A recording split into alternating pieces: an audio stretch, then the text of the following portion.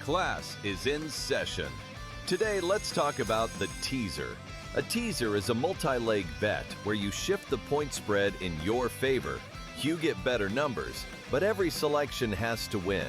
It doesn't matter what you bet if you don't have the insights. Tune into SportsGrid and get ahead of the class. Can USA overtake Canada and get that gold, Joe? Absolutely, they can here. And ultimately, it feels like that is the two-horse race. And I think ultimately, Canadians don't really care if their team competes in the luge or the bobsled, Donnie, or anything else. They just want that gold when it comes to ice hockey. And that is the only thing that's going to matter there. The Early Line, only on SportsGrid. They cheated.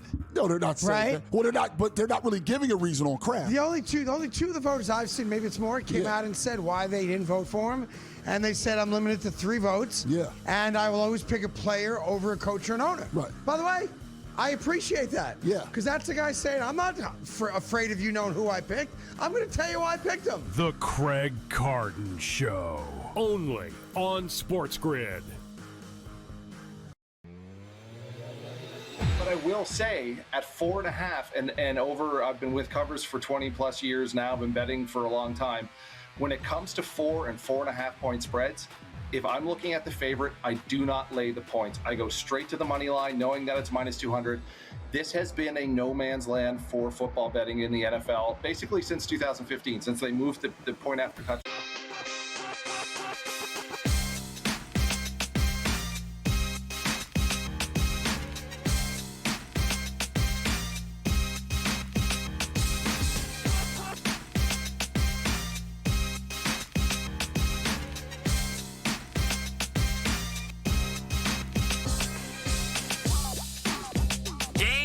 Time decisions. We are live on SportsGrid on a Tuesday night. Great to be with you for what should be an excellent night of college basketball. Kevin Walsh here from the decisions desk, and we are less than 30 minutes away from tip-off in the Big Ten.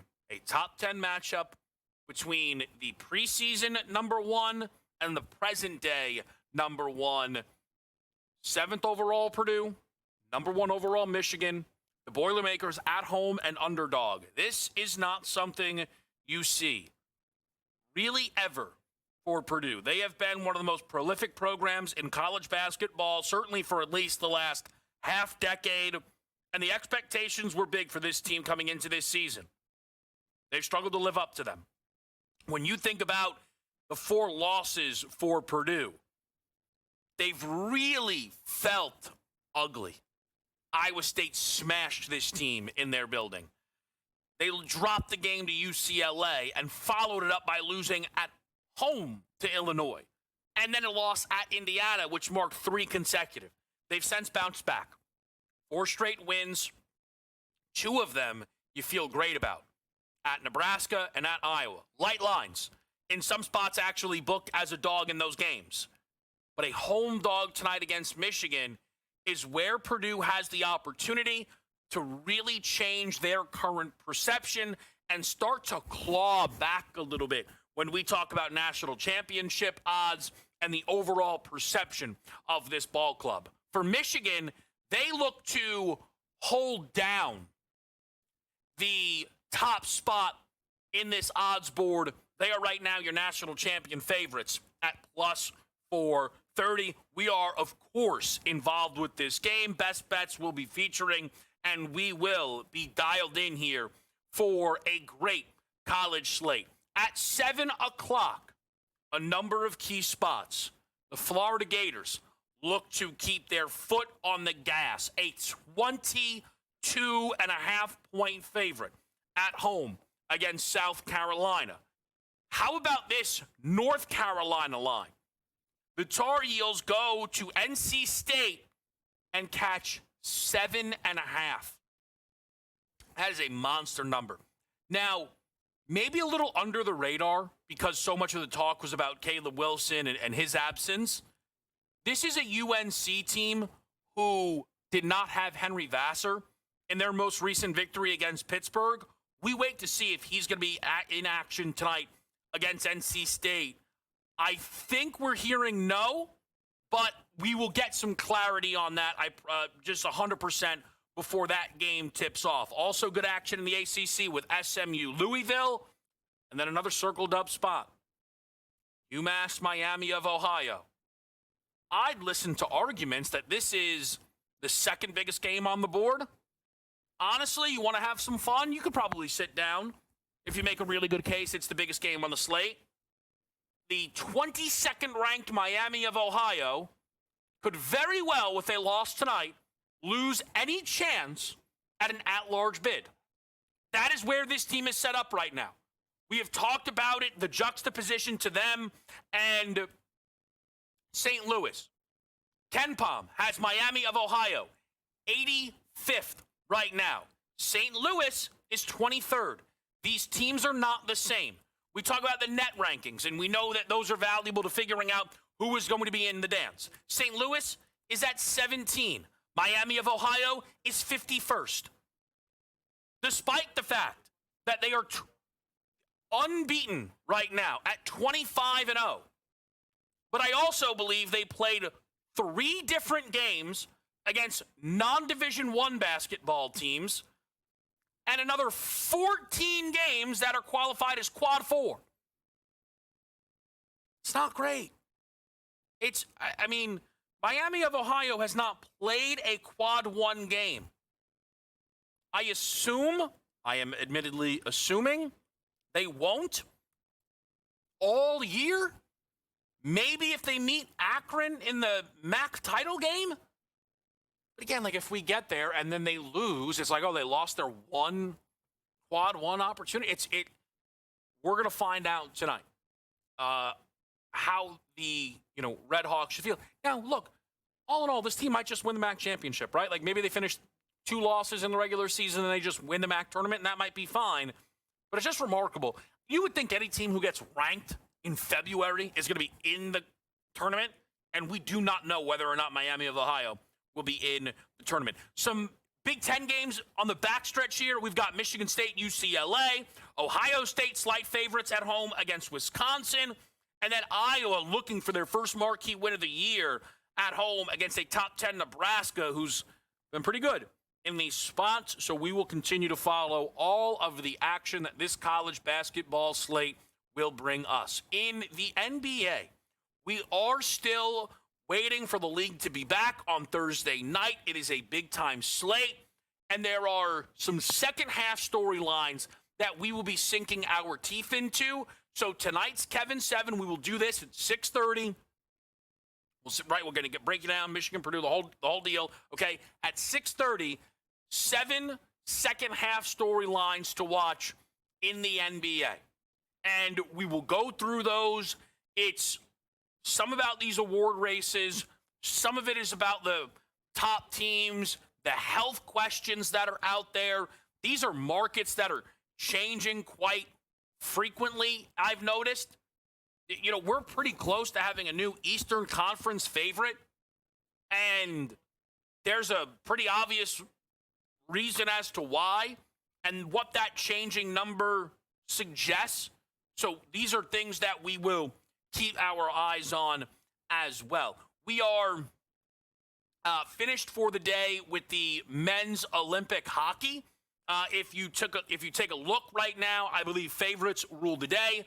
Germany 5-1, Switzerland 3-0, 3-2 for Czechia, and then Sweden a 5-1 scoreline as well in that game against Latvia. It sets the USA up to play Sweden, which was the expectation. Certainly not going to be, or is not projected to be, an easy out.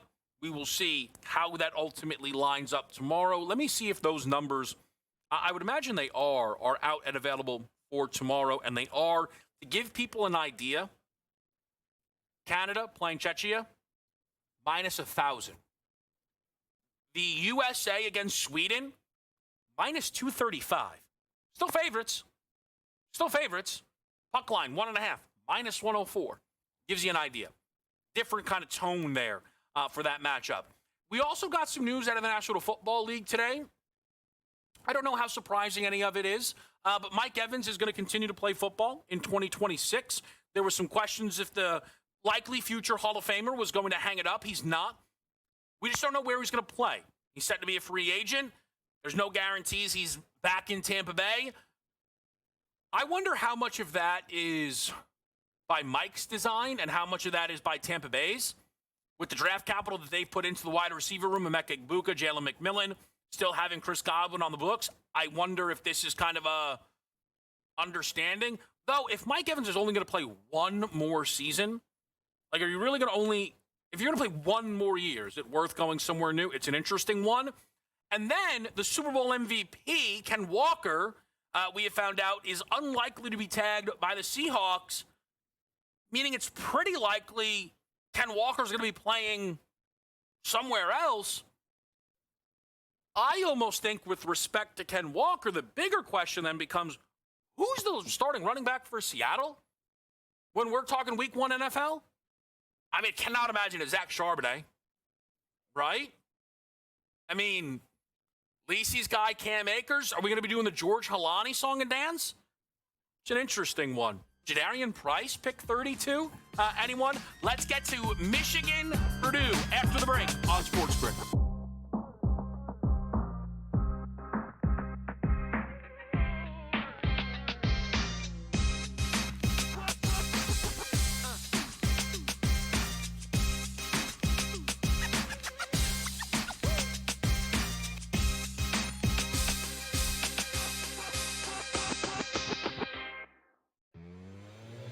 We went against this god-awful biggest waste of human flesh in basketball uniform Western Illinois team last time out. Remember, they actually won a game against Eastern Illinois, only their 5th win on the season, 5-21, only their first win in conference play in the Ohio Valley. They're hosting Little Rock. You know, Little Rock is 6-8. They're halfway decent. I mean, they're better than 5-21. In-game live, only on SportsGrid. They're probably not going to take a lot of Seattle bets. Putting Kansas City at the same number as Detroit or behind LA, way behind Green Bay, way behind Buffalo or Baltimore, who they beat every year, it feels like they are asking for Chiefs money. That would be my read on it, which I feel like usually the idea, Cam, is they never have to ask for Chiefs money. Game time decisions, only on SportsGrid.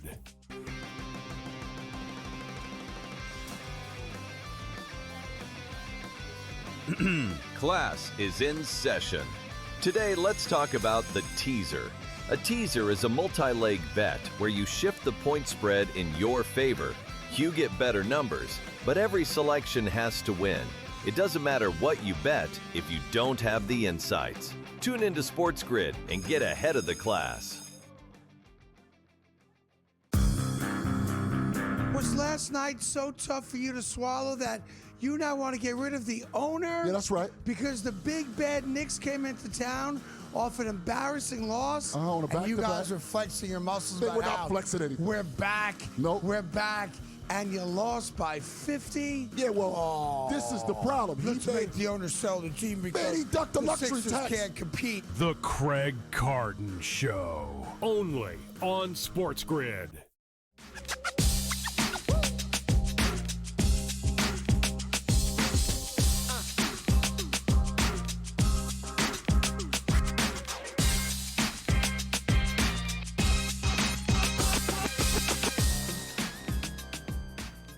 Game time decisions. We're back with you on a Tuesday night where Purdue, Michigan, it's really such a big game. And I think it very reasonably could, specifically the Purdue number, I think could really get on the move when we talk about national championship price. So just simple, they sit right now 8th on KenPom, okay? They, at the moment, are tied for the 9th best odds at 22-1. Same price as Kansas and Texas Tech, who are 15th and 16th, respectively, in KenPom. So it shows there could be a bit of undervaluing for a team that was like the preseason favorite. And for Purdue, this wouldn't be one result, right? It would be at Nebraska, into at Iowa, home against Michigan, which would probably be the best 3-game stretch from at least quality of opponent. I mean, from just overall dominance, I don't think you're going to get anything that really touches what Michigan did in Vegas, but it would be really impressive for Purdue. And I think it's totally reasonable to think a win here tonight, no matter how it comes, just from some of these KenPom efficiency numbers, could sneak them into the top 6, 5, right? Potentially. And I think if you do like Purdue tonight, and you're not in the national championship market yet, I don't think this could be a spot for you. I am not a big believer in this Purdue team at that level. I think they've kind of flashed to us a number of times that they're just not going to be the team that crosses the finish line. I think the 2 home results, specifically to Iowa State and Illinois, said that quite loudly. I think it's very on the board that if they lose to Michigan tonight, we confirm that and it becomes consensus. And you might argue that the reason their 22-1 number is unfazing, does not phase the books, is they expect them to lose this game here tonight against Michigan. I wonder what happens if Michigan does lose, though, right? They sit at plus 430 right now and using the numbers over on FanDuel. Could we work back to 5-1? Could they become co-favorites at 6-1? Here's the interesting thing for Michigan, right? They have the ability to give us a double up of results that put them at like 3-1 to win the title. If they win at Purdue and then beat Duke on Saturday, you're looking at Tier 1 national title contenders, Michigan, no one else in the tier. From a price perspective, from a perception perspective, I think that is on the board. Now, it could be a close game, even if they beat Duke, right? But it feels as if Michigan has kind of that moment. So in an interesting way, you could easily, sometimes there's this idea that there's no value in the favorite. When these top teams get their head down and they just keep stacking them, these numbers only get shorter. And Michigan has the chance to double up here and give us the shortest number we have seen all college basketball season. Let's remember, Arizona right now keeps working backwards. Duke, they're going to play Saturday. Houston keeps working backwards. Like Florida, to me, is a team that they need to be a bit weary of. But Florida's had such poor results early season. Like Florida would have to win out to have a chance at the 1 line. And I don't even know if that's on the board. Florida's not going to catch Michigan price-wise. So that's one of the biggest things with this game here tonight is just how drastically it could move your national championship market. What I would tell you is I found this game to be a trickier cap because you don't have – so Purdue and Illinois are to some degree the same team when you just look at the numbers, right? They're very similar, high-level offense, more than acceptable defense, tempo-wise. Michigan is very unique. I mean, it's a top 10 team in tempo with the number 1 defense in college basketball. To give you an idea of the defensive rankings of teams that are top 10 in tempo, Alabama at 57 is the second best. 175, 153, 174, 266. Shout out IU Indy, right? 345. Georgia sits there at 63. So it's a very unique team in Michigan. All in all, where I settled in for this game tonight is on the under. Bet it at 157.5. Might play it again at 156.5. I like this game to the under. I think primarily it does feel to me like your winner tonight wins by 12 or plus.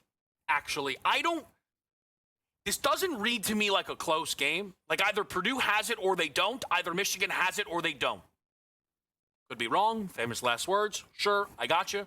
But I think if we get a blowout, it's not because one team won 100 to 75. I think it's more a team won 85-62 type of situation. right? And that kind of gets me there. The other thing is, I think these are two teams who are so confident in their size and what they bring to the table, but they're each kind of running into a team who can match that size, right?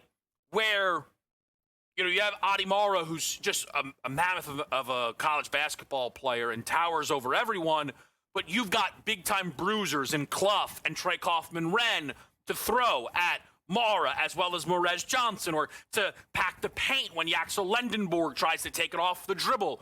But similar on the other side, right? They might have to spend a lot of this game, Purdue, trying to find their work on the outside. A lot of attempts from Braden Smith from beyond the arc, or Fletcher Lawyer from beyond the arc, and not getting off a very comfortable shot. So I like the under here in this game. We will go through our team best bets, but I think if you like Purdue, you'll be happy to know that is where our guy AJ settles in for a best bet tonight at the +2.5 marker. Yarnell is on George Washington, VCU under the 162.5. I thought he was going to give us a golf play, so you kind of got to respect it. And Chris, with the Groundhog Day play of the day, Darren Williams 15 plus -123. You'd think he'd be able to spell Darian by now after the 14th time you bet him this year. We'll get to the rest of the slate next.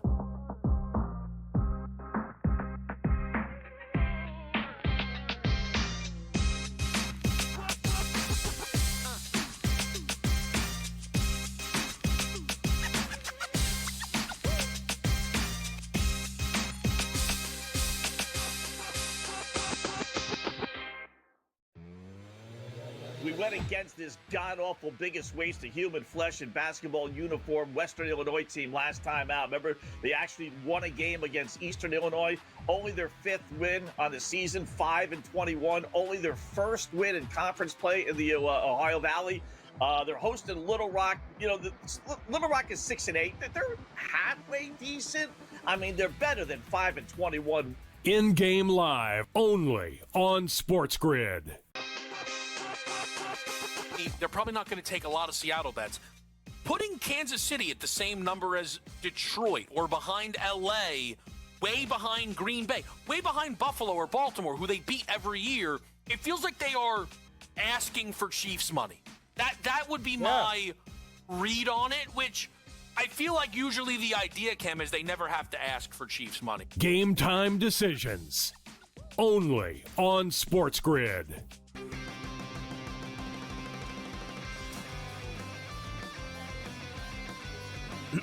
Class is in session. Today, let's talk about the teaser. A teaser is a multi-leg bet where you shift the point spread in your favor. You get better numbers, but every selection has to win. It doesn't matter what you bet if you don't have the insights. Tune into SportsGrid and get ahead of the class. Was last night so tough for you to swallow that you now want to get rid of the owner? Yeah, that's right. Because the big bad Knicks came into town off an embarrassing loss. On a and you back-to-back. guys are flexing your muscles They about were not how flexing anything. we're back. Nope. We're back.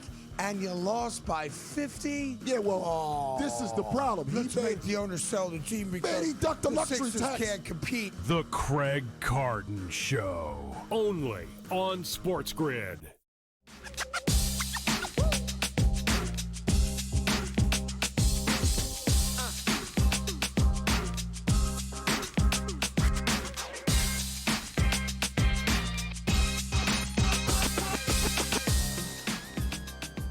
Game time decisions back with you on this Tuesday night. We get set for Purdue and Michigan, which is a huge game. And you see it is featured in your best bet column from AJ with a Purdue plus 2.5 play. You've got a George Washington VCU under for Sam, Darian Williams prompt in the NC State UNC game. Williams for 15 plus.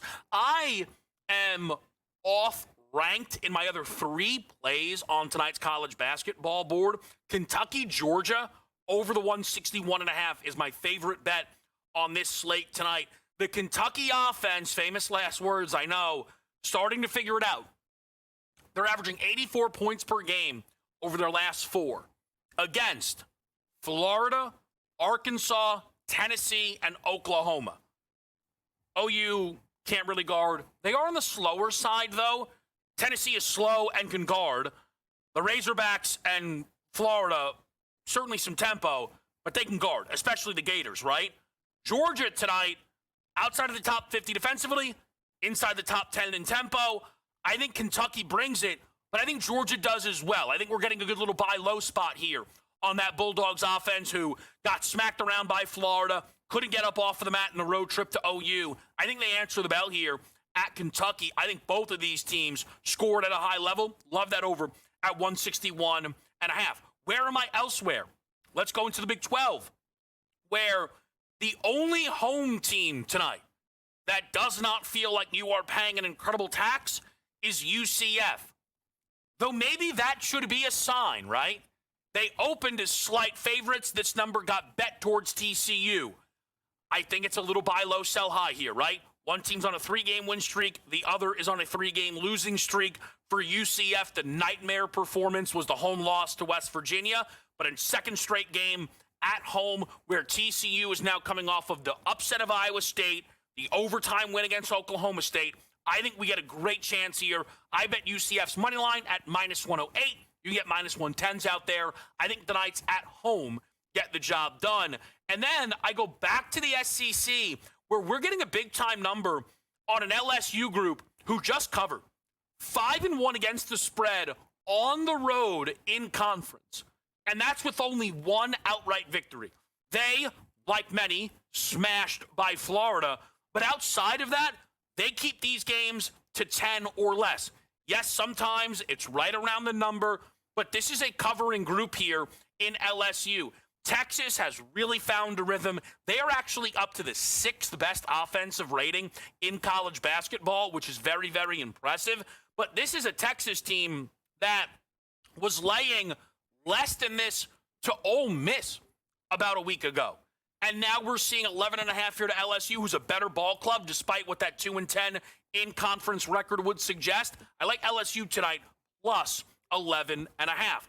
There is a producer play on tonight's card, and we're not seeing a first-half total, but a first-half Mooney line. Give him UMass, the Minutemen. Little in-and-out special here against Miami of Ohio. This exact wager was a winner at certainly a better price when they went to Miami of Ohio and won the first half by 4, ultimately lost the game by 2. Tonight would send Miami of Ohio with a loss directly out of the AP's top 25, never to be seen from again, may not even be in the receiving votes category, and it would pretty much become MAC tournament or bust for Miami of Ohio. And there's a piece of me that wonders if that's for the best for Miami of Ohio.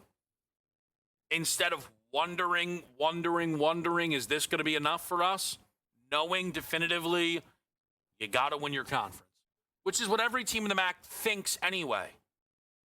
It really is a crazy schedule Miami of Ohio is run up against here.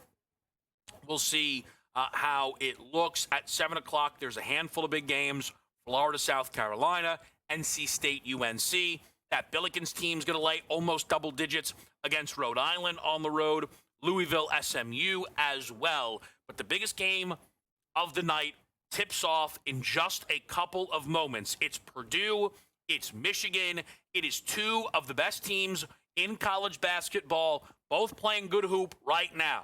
Our guy AJ's favorite bet is Purdue plus the 2.5. I am rolling with the under, $157.5. You can play it at 156.5 if need be. I think one of these defenses steps up, answers the call, if not both of them. And this plays under even like a 150 spot here tonight. That's how we get involved. We're going to talk some NBA second half storylines next.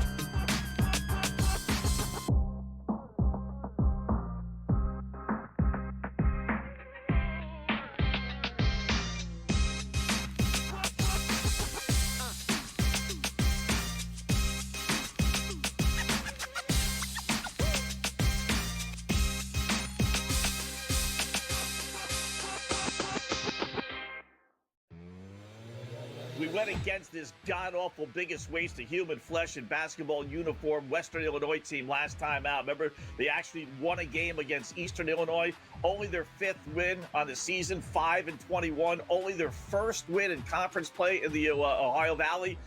They're hosting Little Rock. You know, Little Rock is 6-8. They're halfway decent. I mean, they're better than 5-21. In-game live only on SportsGrid. They're probably not going to take a lot of Seattle bets. Putting Kansas City at the same number as Detroit or behind LA, way behind Green Bay, way behind Buffalo or Baltimore, who they beat every year, it feels like they are asking for Chiefs money. That would be my read on it, which I feel like usually the idea, Cam, is they never have to ask for Chiefs money. Game time decisions only on SportsGrid.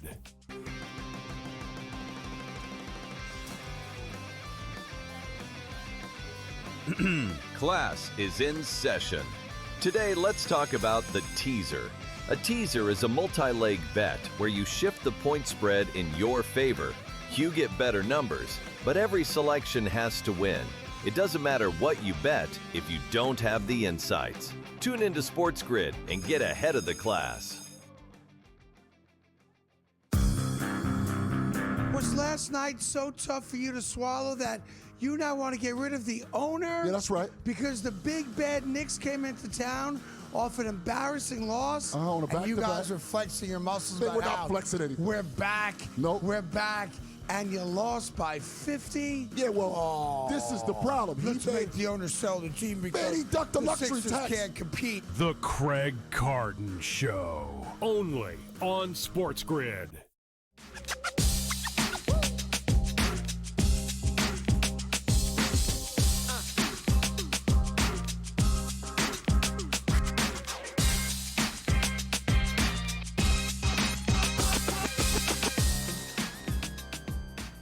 Game time decisions live on SportsGrid. We're getting underway. Michigan, Purdue. We will be following this one throughout, of course. But we are going to talk some NBA second half headlines here. We've got a great crew who's going to join us tonight, including Mo Dackel, who will join us here in about 10 minutes' time. So we're going to run through some of these with him. And we've got 7 for you. It's a Kevin 7. We begin with who will win league MVP? The numbers right now tell us it's only 2 guys, it's Shea or it's Jokic.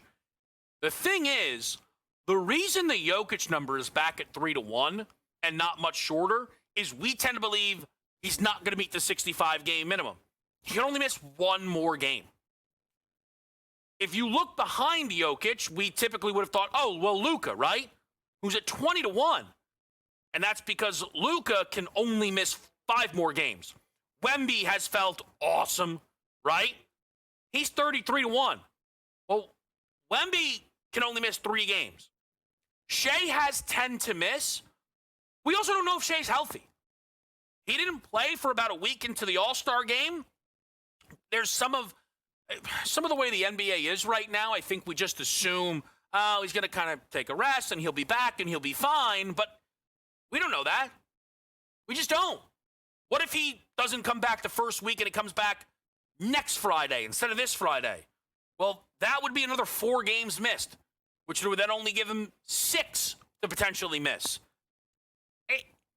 It's a race that is now, instead of being interesting because of the seasons that Shea and Jokic and maybe Wemby and Luka are having, it's interesting because of a 65-game minimum rule that was always a mistake and now could end up with us having an undeserving league MVP and what is almost assuredly going to give us a very, very messy All-NBA first team and second and third.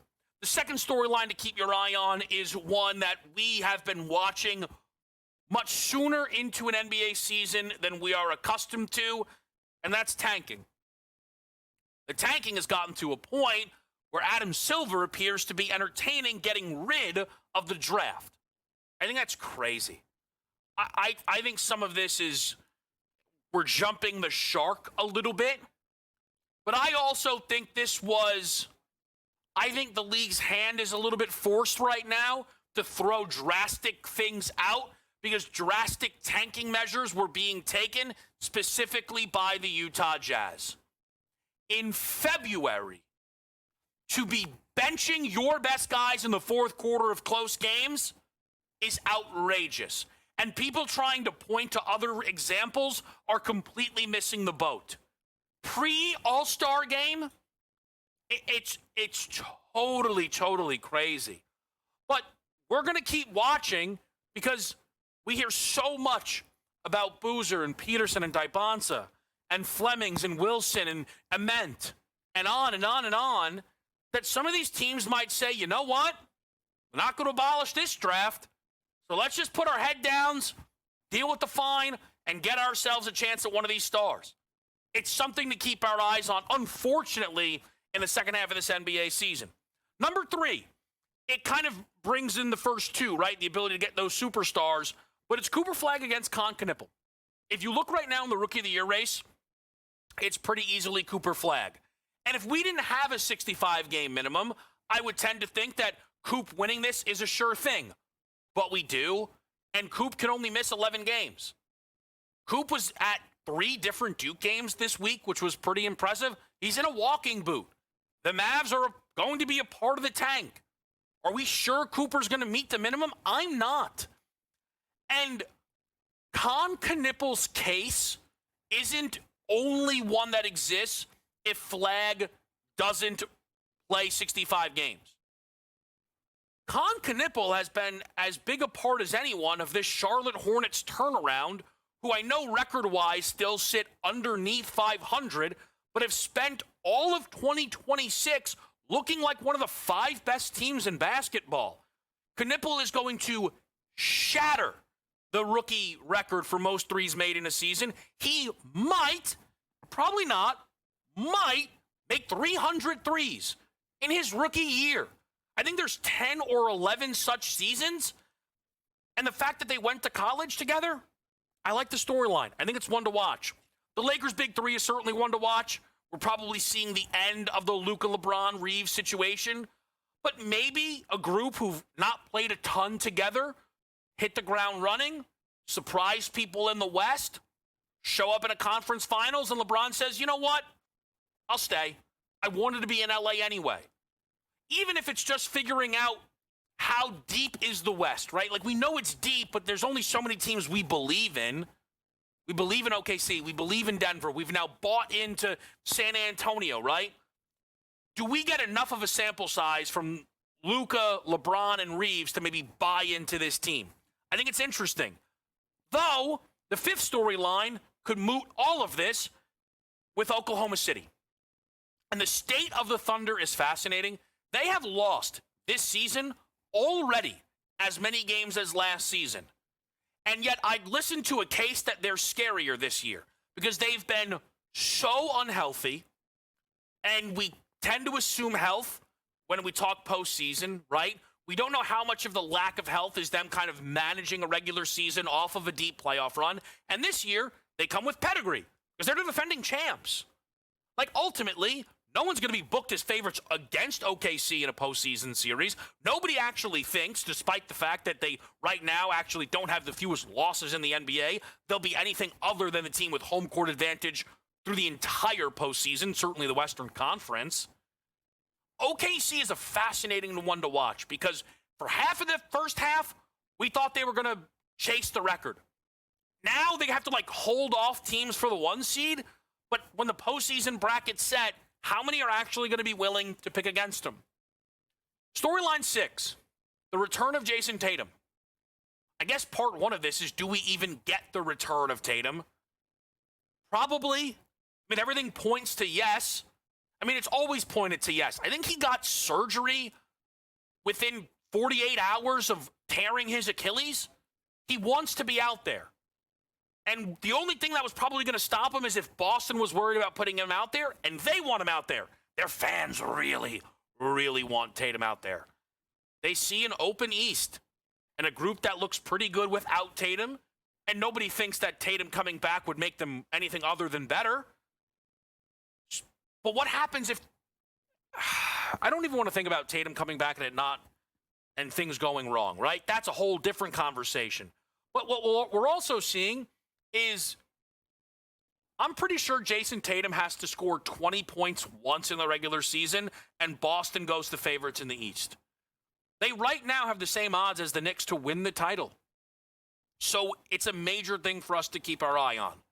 And then the final storyline, which might be the overarching storyline of the league for the next 10 years if health permits, it's Victor Wembanyama, who was the main story in an all-star weekend where his team didn't win a game and everything was glowing, and it should have been.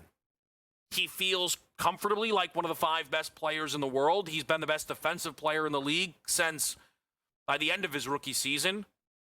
He somehow might spend the first 3 years of his career as the best defensive player all 3 years and have no DPOIs to show for it. Again, that 65-game minimum we could do without. We'll see it's at some point they shift that. But this time it's not just about Wemby and individual accolades and greatness. It's a feeling like this San Antonio team is the biggest threat to Oklahoma City in the West. And if that's where we are in the 3rd year of Victor Wembanyama, that is a scary, scary place to be. So these are 7 second-half storylines that we will be keeping our eye on, and 7 storylines we're going to talk a little bit more about after the break right here on Game Time Decisions on SportsGrid.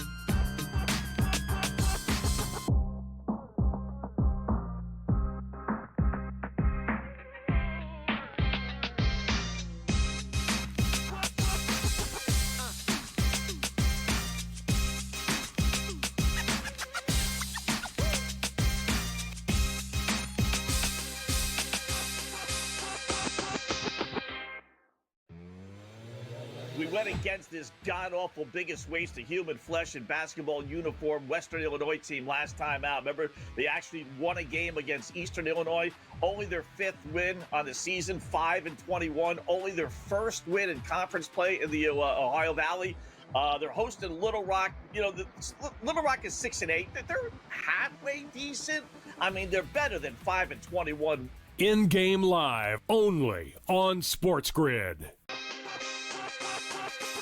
They're probably not going to take a lot of Seattle bets. Putting Kansas City at the same number as Detroit or behind LA, way behind Green Bay, way behind Buffalo or Baltimore, who they beat every year, it feels like they are asking for Chiefs money. That would be my read on it, which I feel like usually the idea, Cam, is they never have to ask for Chiefs money. Game Time Decisions only on SportsGrid.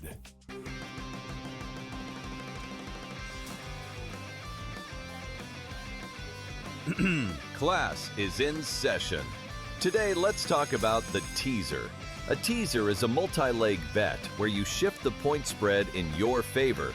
You get better numbers, but every selection has to win. It doesn't matter what you bet if you don't have the insights. Tune into SportsGrid and get ahead of the class.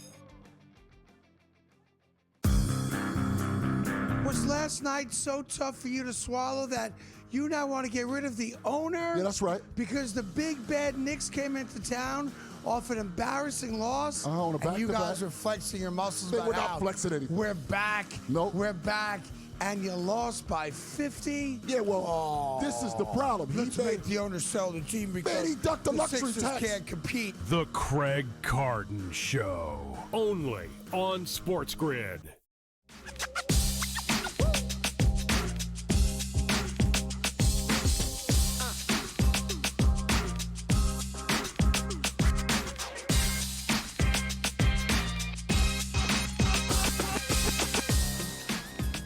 Time Decisions live on SportsGrid on a Tuesday night. We're underway with Michigan and Purdue right now, but we're taking a little bit of time to check in with the NBA. That second half's going to begin in just a couple of nights, and to help us do that, it's Mo DeKeel. You can find him over on Twitter at @MoDeKeel_NBA. Does work for Bleacher Report. Does a great job and has been for a long time covering the NBA. I'm pretty sure Mo and I actually did like an episode of Betting Above the Rim, like, I don't know, 5-6 years ago. At least I think so. I'm pretty sure my memory's not that gone. So, Mo, we appreciate you making some time, man. Oh, no, thank you for having me, man. That was a long time ago for me. So I want to dive into some of these storylines here that I think are going to, kind of control the second half of the NBA season. And one that I found myself more fascinated in than I expected is actually this Rookie of the Year race, where I think Cooper Flagg is very clearly the best player from that class, and that's not a slight to anyone else. It's a credit to who he is. But I think Con Knippel could really catch him somewhat just because of the different paths that the two teams are walking, right? Charlotte's trying to hunt a playoff spot, and Dallas is doing the exact opposite. When you compare the two Duke rookies, what do you see? Yeah, I think that's a very fair case where, Con Knippel can definitely win Rookie of the Year this year. And it's not a matter of like which player is better or whatnot. I just think he's kind of fit in perfectly with what Charlotte's trying to do. And it's just a constant attack and fluidity of just, we're going to keep going. And every time, you close out on us, we're going to drive the closeout. We're going to kick it out. We're going to rotate. We're going to force you guys to have to challenge, and keep up with us on the offensive end. And I think Con's come in and he's been awesome. I think off the bat, obviously his shooting has been a big thing. I think he's like 183 made threes already this season at this point. I think which is absurd for a rookie to do that. And I think when you're watching these kinds of things, you're just watching him, you're watching his IQ when he plays and sort of just where he knows where to be. He understands kind of the offense in that sense. And I think that's an important thing when you're watching him. Excuse me, my headset's going to fall off. What you're seeing is, his sort of understanding of everything. And then that's part of the key that makes this offense go for Charlotte. It's a three-headed monster in Charlotte, from LaMelo, Brandon Miller, to Con Knippel. And I think all three of those guys play such an important role. And yeah, the fact that they're in the play-in race on top of all that, they just coming off a 9-game win streak. I think, the first, since 1999. I think there's a lot of reasons why you look at it and go like, yeah, man, like Con Knippel deserves some love in this Rookie of the Year race and having his moment. I think this is a very fair thing. And that's not a shot at Cooper Flagg, because I think that's what we always do, right? If you pick one guy, you must hate the other guy. I think Cooper's in a completely different situation where, one, they started out the season trying to play him as a point guard. I thought that was a mistake. I don't care what Jason Kidd said in his press conference a few weeks ago, where he was trashing the media about that. He's playing the dude out of position, put him in some bad spots. I didn't think that was helpful for him. He started to get going once they kind of put a point guard on the floor with him, and he was able to attack more as a secondary playmaker and on the second side. I just think when you look at the situation and the talent around both those guys, it's easy to understand why Charlotte's one way and why Dallas is much lower in that sense. But I think, the future for Dallas is bright with Cooper. But I think, when you look at it, you can easily make a case for Con Knippel. The interesting thing, Mo, and it's unfortunate, but we could end up in a situation where Cooper's just ineligible and then Con wins it by default. I'm curious, your opinion, people you speak to around the league, the 65-game minimum was something they thought of with good intentions. I think it has backfired massively on the league. I'm wondering because it might impact the MVP race, right? Like, it's very hard to discuss Jokic in a race when he can only miss one more game the rest of the season. Oh, you mean the NBA made a decision that sort of had unintended consequences that they weren't prepared for? I'm shocked. Shocked. No, I think the mistake was it should have been 65 games or 2,000 minutes. There should have been an or to it. And I understand where they're coming from. Again, the intentions are right in what they were trying to do. I just think the execution of this rule was a bit haste. And I don't think they really thought through all the different iterations and things like that.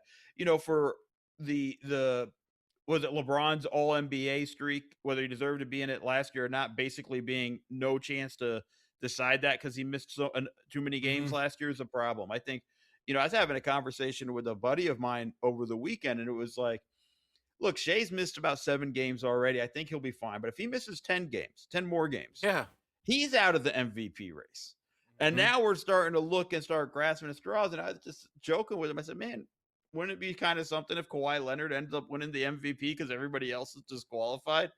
Like, you're in a weird spot that you got put into if you're the NBA. And I think they need to adjust that rule massively. I think the shame of it all, and I saw some of the Kawhi stuff in other places, and it is hilarious. The sad thing for Kawhi, who is having a great season, right now I would say, Mo, it's more likely than not he doesn't make All-NBA because he's not going to make the 65-game minimum. Like, these All-NBA teams could be awful. Like, that third All-NBA team, we might look at the roster and go, it's like 46 wins. Like, that's not what this is supposed to be at all. I don't mind what the number of wins your team has on the All NBA thing. That might matter more for me in MVP than an All NBA, especially like when we're talking All NBA third team. Because some years it's just tough to pick out the 15th, 14th guy in that situation. But I think what you're looking for is how does this kind of just overall, how the rule was we wanted to get guys playing more often or not and cut down on load management. Well, it backfired in the sense of just like now we're crushing guys. I mean, go back to Tyrese Halliburton. He rushed himself back from an injury to make it and then got hurt. Like those are the consequences you got to be careful of. Yeah, it's going to be very interesting. What we're going to do is take a break. Mo's kind enough to kind of stick around with us here. I want to just try and rapid fire throw a couple of these teams at him who we're going to be keeping an eye on, right? The Lakers, the Thunder, the Spurs, the Celtics, the Knicks, the teams that are going to dictate the title race and then dictate the offseason probably as well. So we'll do that after a quick break right here on SportsGrid.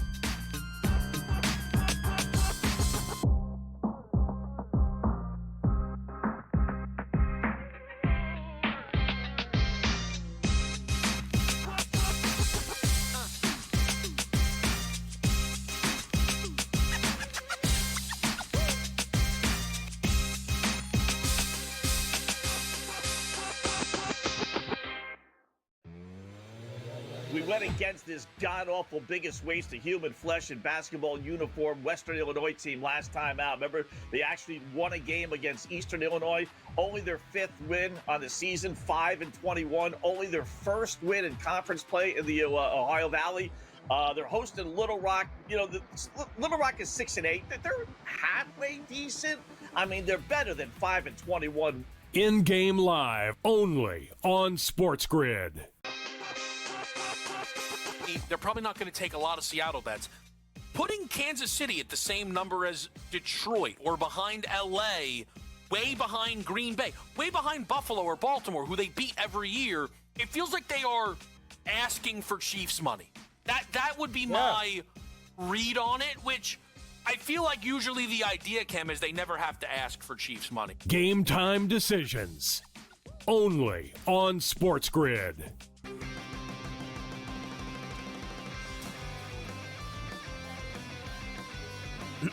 Class is in session. Today, let's talk about the teaser. A teaser is a multi-leg bet where you shift the point spread in your favor. You get better numbers, but every selection has to win. It doesn't matter what you bet if you don't have the insights. Tune into SportsGrid and get ahead of the class. Was last night so tough for you to swallow that you now want to get rid of the owner? Yeah, that's right. Because the big bad Knicks came into town off an embarrassing loss. On a and you back-to-back. guys are flexing your muscles They about were not how flexing anything. we're back. Nope. We're back. And you lost by 50. Yeah, well, this is the problem. Let's make the owner sell the team because Man, he ducked the luxury Sixers tax. can't compete. The Craig Carton Show only on SportsGrid.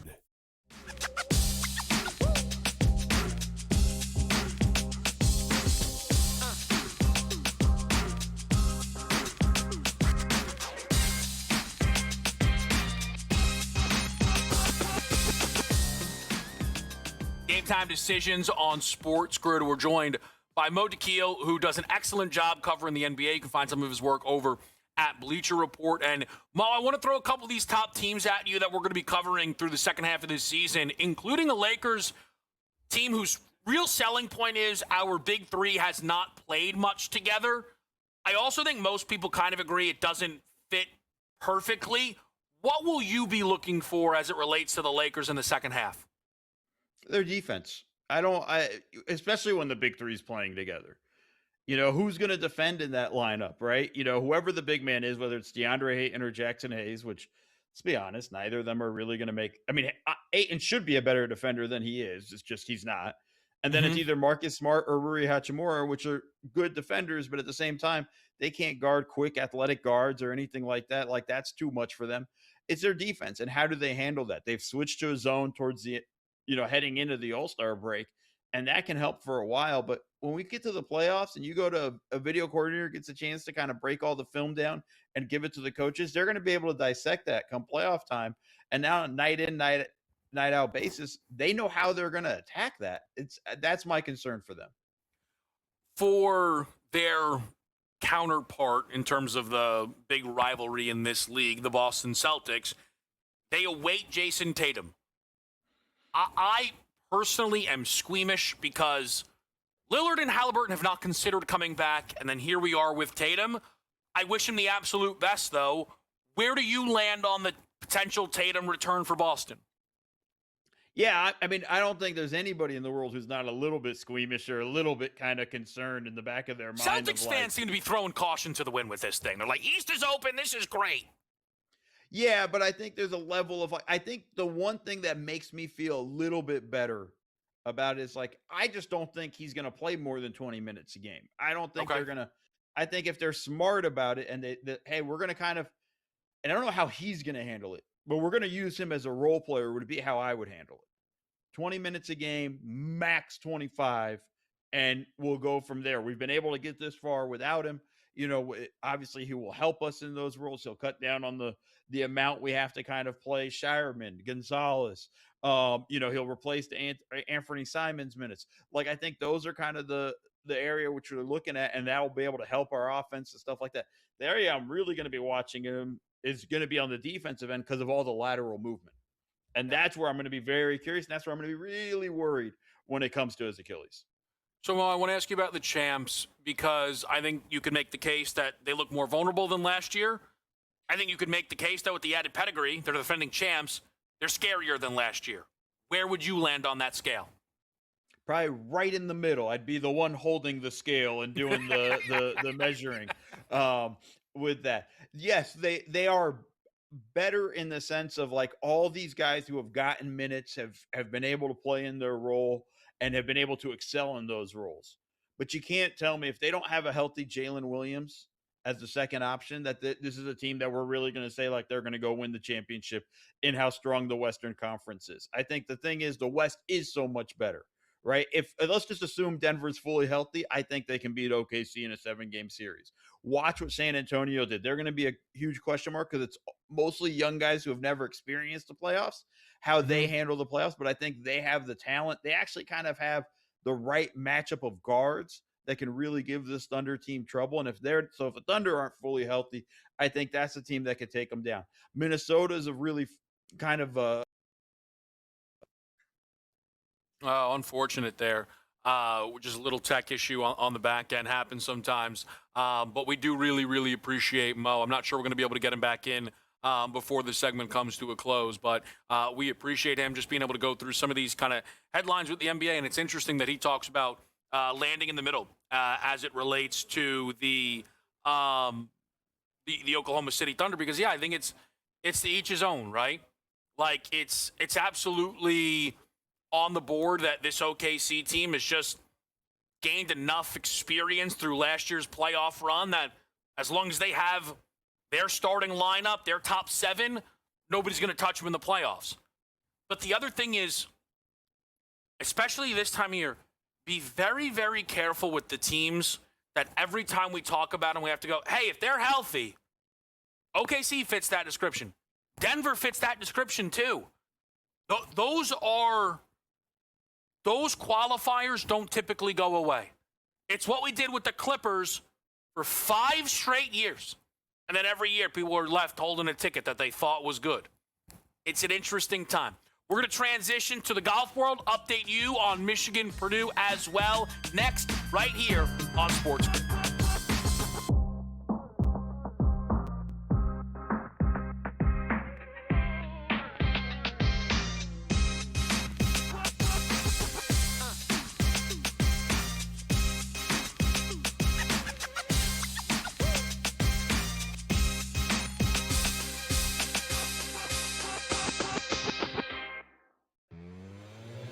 We went against this god-awful biggest waste of human flesh and basketball uniform Western Illinois team last time out. Remember, they actually won a game against Eastern Illinois, only their 5th win on the season, 5-21, only their first win in conference play in the Ohio Valley. They're hosting Little Rock. You know, Little Rock is 6-8. They're halfway decent. I mean, they're better than 5-21. In-game live only on SportsGrid. They're probably not going to take a lot of Seattle bets.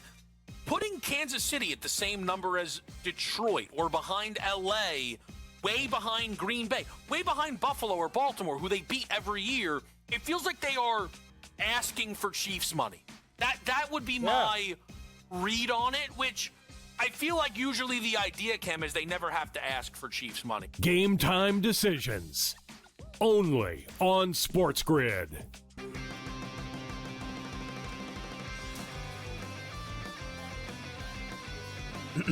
Class is in session. Today, let's talk about the teaser. A teaser is a multi-leg bet where you shift the point spread in your favor. You get better numbers, but every selection has to win. It doesn't matter what you bet if you don't have the insights. Tune into SportsGrid and get ahead of the class.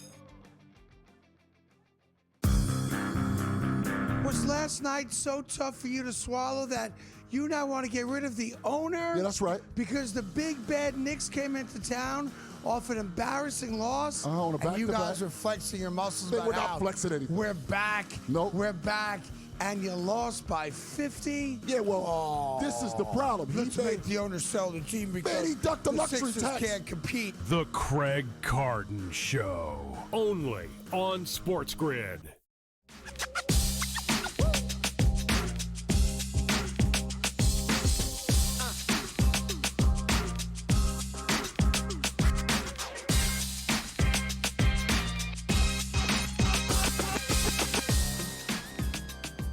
Game time decisions. We're live on SportsGrid. The producer play is about to get underway.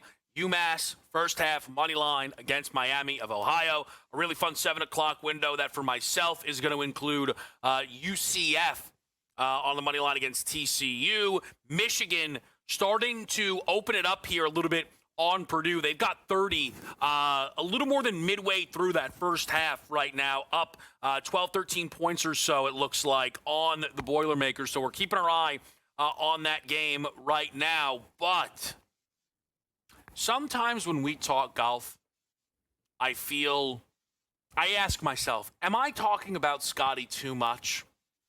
And then you get starts to a season like this, and I go, I don't talk about him enough. We bring in our guy, Brady Cannon, who we always cover the world of golf with. We will get to the Genesis, which will be another Scotty conversation.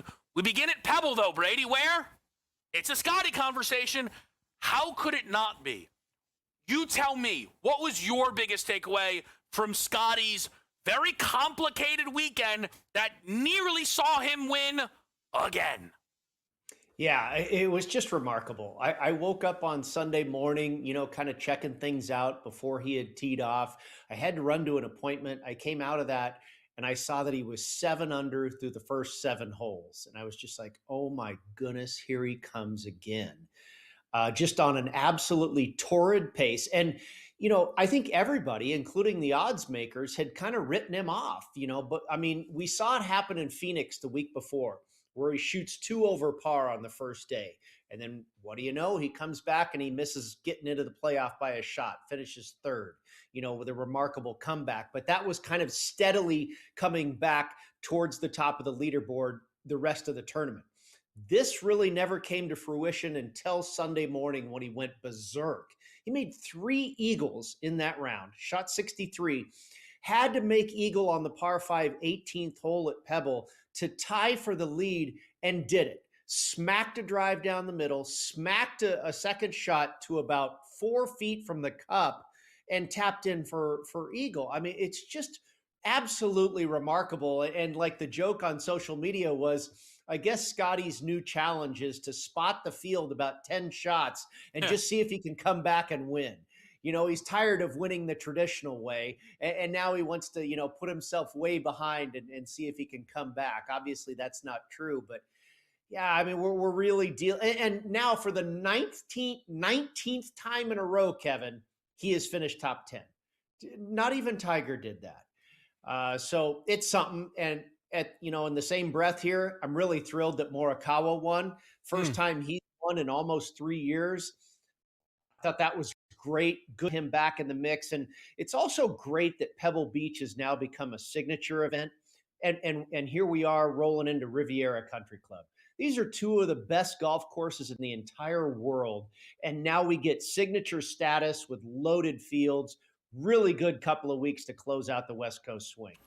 Yeah, so there's so much there to get into.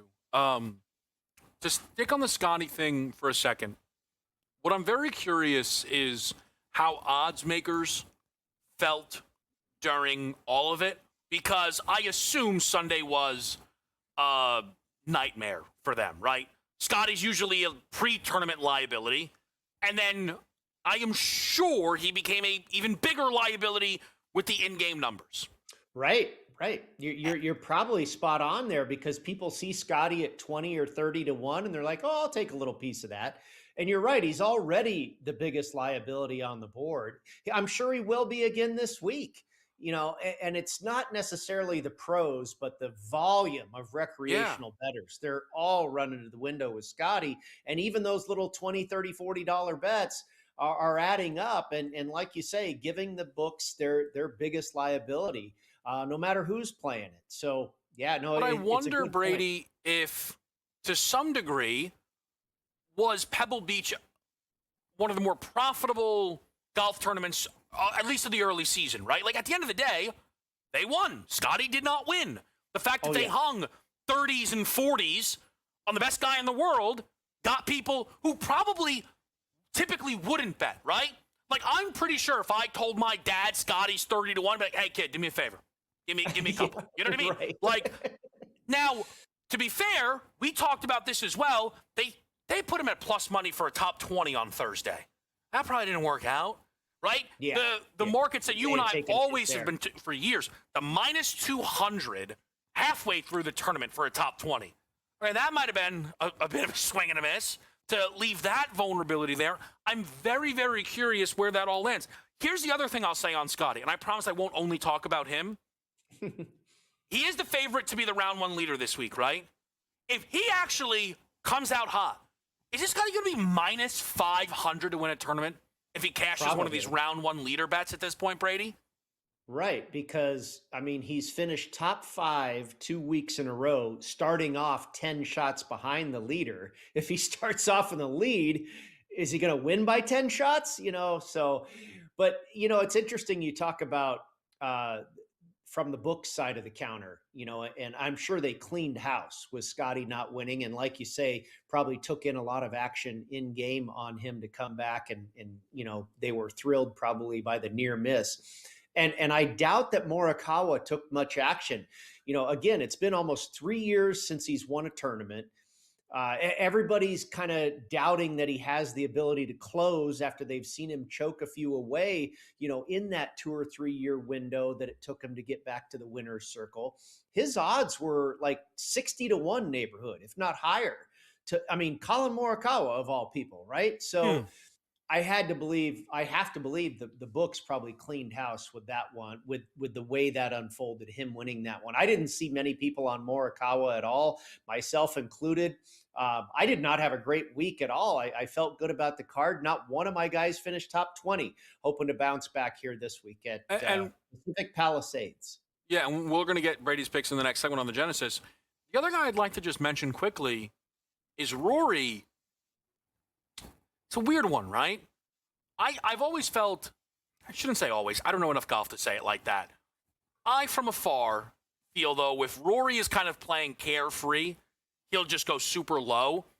Mm-hmm. His final 36 holes, 3 of them, he played a combined 6 over, which means the other 33 holes, I believe he was 14 under on, which is ridiculous. And if he could have, and again, it's easier said than done, but if he could have parred the rest of them, right? Like, Rory could have easily won this tournament. This was, if I'm not mistaken, like the first time we saw Rory this season. I'm very curious what to make of Rory moving forward? Because that was a real mixed bag performance, Brady, to me. Yeah, I think you got to take mostly the positives out of it. You know, he was the defending champion there. Like you say, his first start in the United States in 2026. He's also going through a bit of an equipment change. He switched to these cavity-backed irons and then went back to the blades. You know, he wasn't really in love with the cavity back, wasn't really in love with that change. So he's going back to what he used to play, where he's had so much success. And so that change maybe in just a little blip in the process there. I know a lot of people like him this week, and you know, you're getting that 13, 14, 12 to 1 type number because Scotty's so low. You're getting the second best player in the world at a nice juicy number. He's never won here before. He's obviously had some success at the correlated courses. It's amazing the connection here between Riviera and Augusta National. There are so many big name players that have won at both courses. And of course, Rory, a winner last year at Augusta. I didn't go to Rory. I just don't love his history here specifically. Okay. He's been top 10. He's been fine, but it's been kind of typical Rory. I don't think he's been a standout at this golf course enough for me to jump on 13 to 1. All right, so let's take a quick break. We're going to come on right back, and we are going to get Brady's card for the Genesis, who's really starting to stand out at a big-time event that's going to, of course, tee off on Thursday after the break.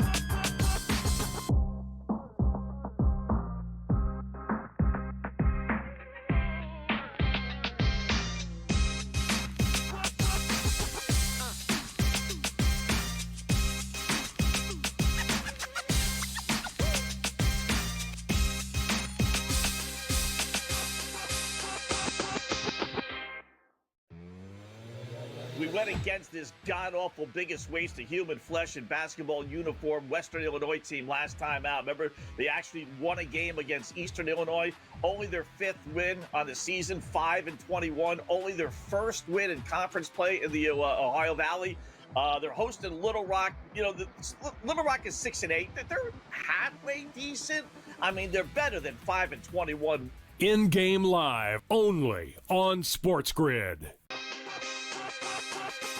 They're probably not going to take a lot of Seattle bets. Putting Kansas City at the same number as Detroit or behind LA, way behind Green Bay, way behind Buffalo or Baltimore, who they beat every year, it feels like they are asking for Chiefs money. That would be my read on it, which I feel like usually the idea, Cam, is they never have to ask for Chiefs money. Game time decisions only on SportsGrid.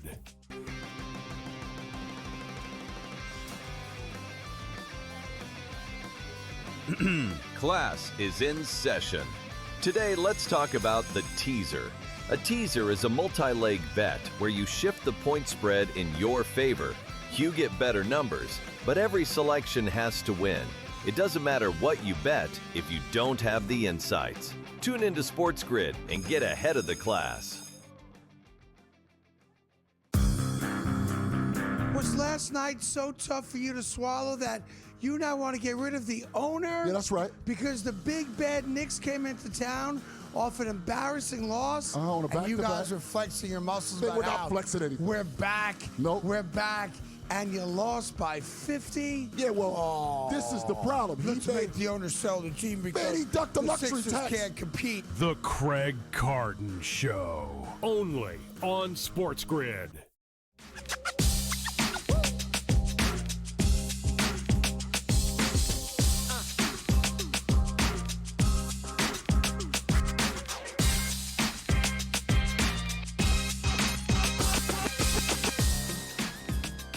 All right, maybe this Purdue team can guard somebody. That'd be nice. This thing right now, this Michigan team won't stop scoring, man.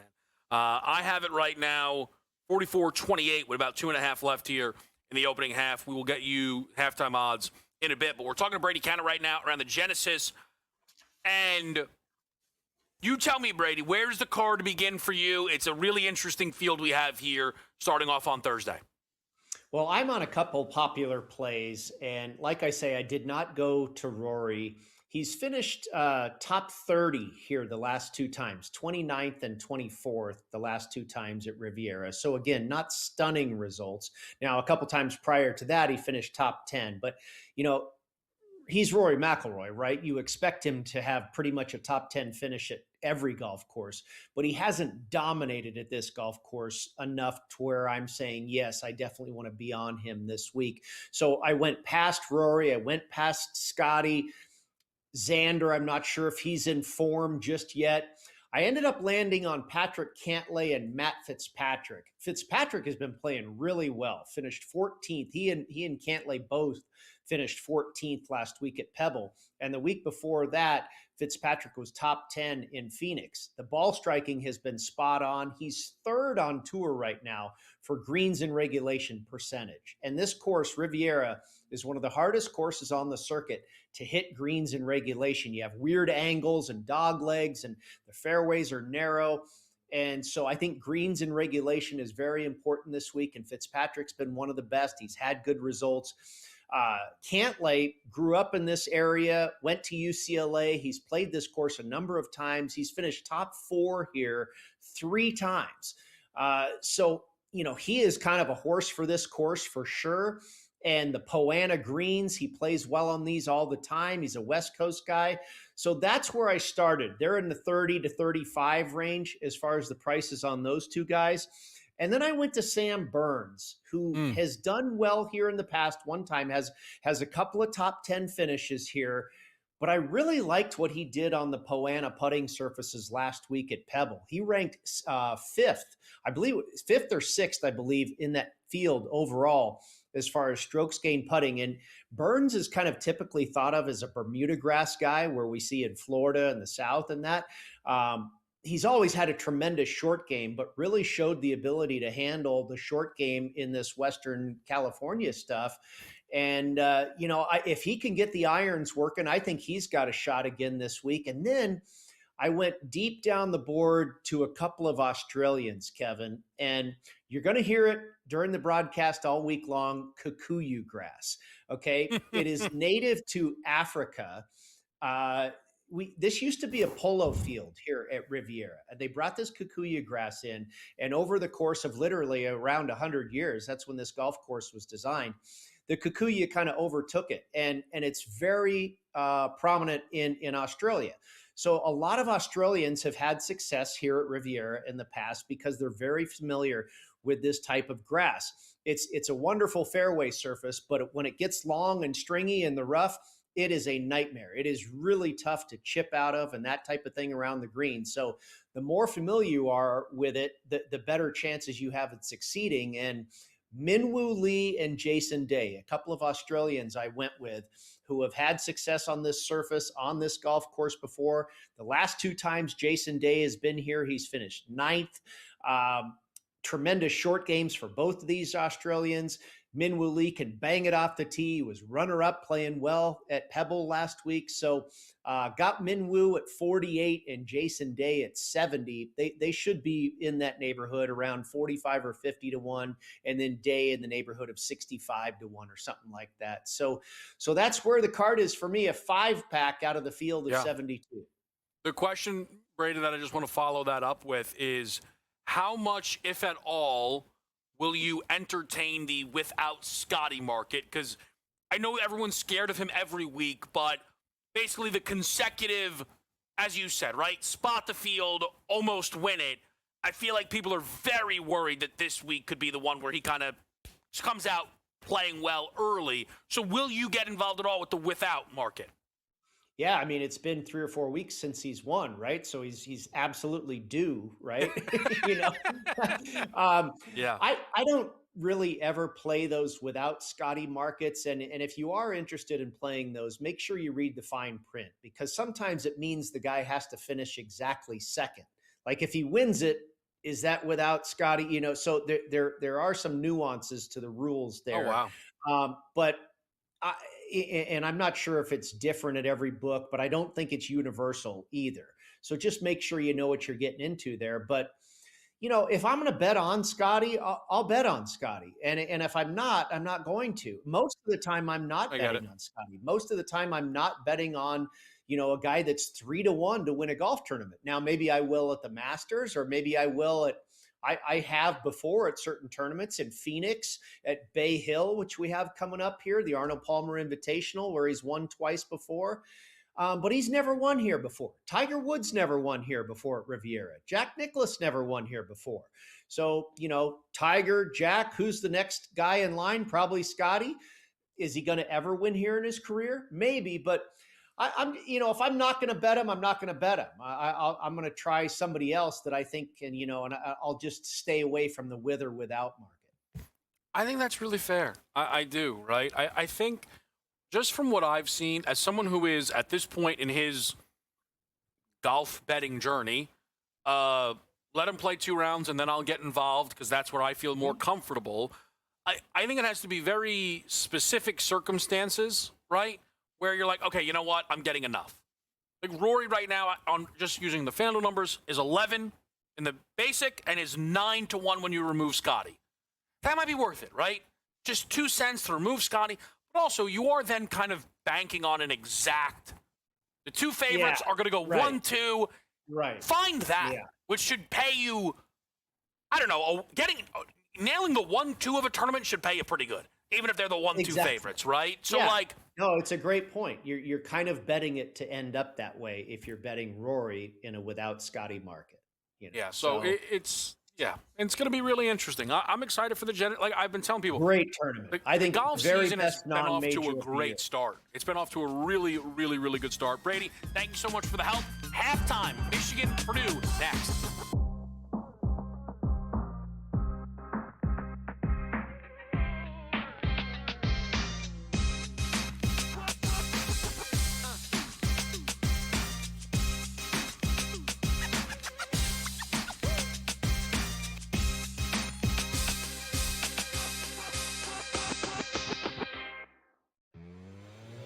We went against this god-awful biggest waste of human flesh in basketball uniform Western Illinois team last time out. Remember, they actually won a game against Eastern Illinois.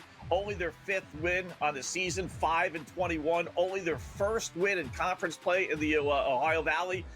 They're hosting Little Rock. Little Rock is 6-8. They're halfway decent. I mean, they're better than 5-21. In-game live only on SportsGrid. They're probably not going to take a lot of Seattle bets. Putting Kansas City at the same number as Detroit or behind LA, way behind Green Bay, way behind Buffalo or Baltimore, who they beat every year, it feels like they are asking for Chiefs money. That would be my read on it, which I feel like usually the idea, Cam, is they never have to ask for Chiefs money. Game time decisions only on SportsGrid.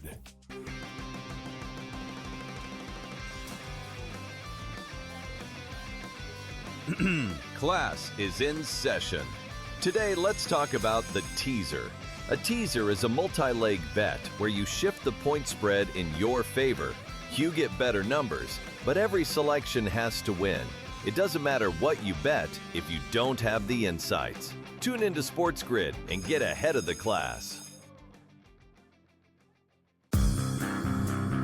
Was last night so tough for you to swallow that you now want to get rid of the owner? Yeah, that's right. Because the big bad Knicks came into town off an embarrassing loss. On a and you back-to-back. guys are flexing your muscles. We're about not how flexing anything. We're back. Nope. We're back. And you lost by 50. Yeah, well, this is the problem. Let's make the owner sell the team because Man, he ducked the luxury Sixers tax. can't compete. The Craig Carton Show only on SportsGrid.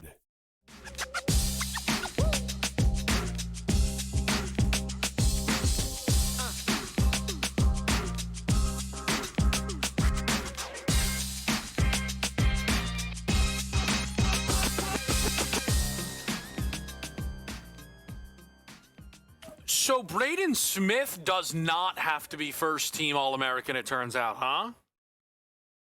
No points in the first half.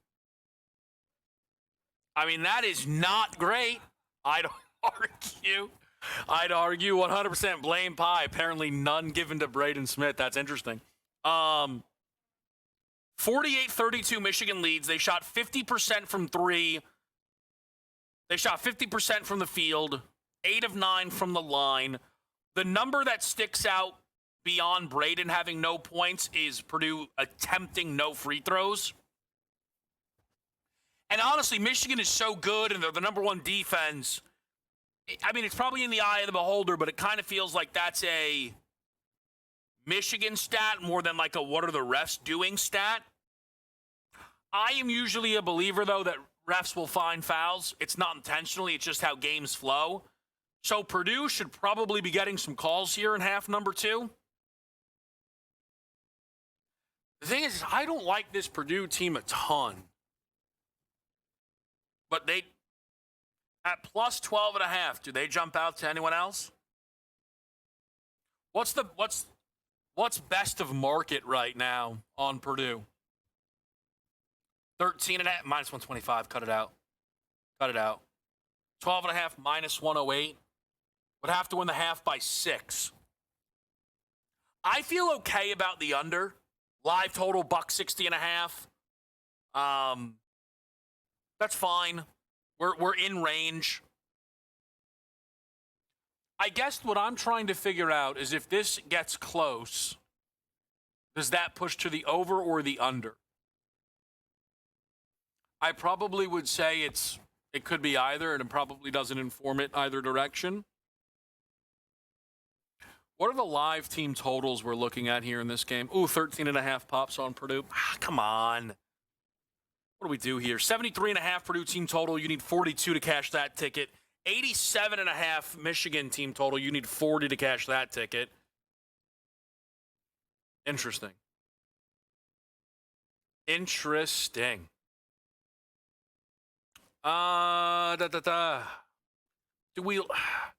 Purdue live would be the look, right? Braden cannot possibly go out this pathetic. They've not attempted a free throw. That has to change. Michigan's 50% from beyond the arc. That probably comes back a little bit. That's my thought, right? Trey Kaufman-Renn got it going a little bit before half. My thought, Purdue live is interesting and potentially going to be worth a bet. 13.5 minus 118. It's not terrible. That's not terrible for a team that was 2.5 pre-game. Down 18. You need to win the half by 5. I guess the question is, when Michigan was playing Michigan State, were they up big at the half? 16. Exactly where we are right now, huh? And the second half was by 4. That game got closer than that, though, right? Like Michigan State actually took a second half lead. Proceeded to still lose by 12. What am I doing? Am I doing terrible math here? I don't think so. You only need to win the half by 4? Possible. 16. Oh, you only need to win the half by 3 if you're Purdue? All right. Honestly, you got to bear with me, folks. We're live. We're doing real math here. How is Purdue not winning the second half by 3? Oh, come on. Am I going to really have to bet this Purdue team? Let's look around. We're doing our best in-game live right here. That's what we're doing. Let me turn to my co-host. What do you think? I think it might be a sharp look. All right. He likes it. Found a minus 115 out there. Goodness me. Let's keep looking around. Let's go to Chris's favorite shop, Bet Rivers. Nope. That's not any good. That's not a live wire. That juice is not worth the squeeze, if you will. No, 12. I can get a 13.5 Fanatics minus 115. Purdue to win the second half by 3? What did that Iowa State game look like at the break? Let's keep looking here. The goal, if you haven't figured it out, is we're about to go to break. Am I right about that? How about that? All right, we'll let you know on the other side. We think we're going to bet Purdue. We're going to find out on the other side. All right?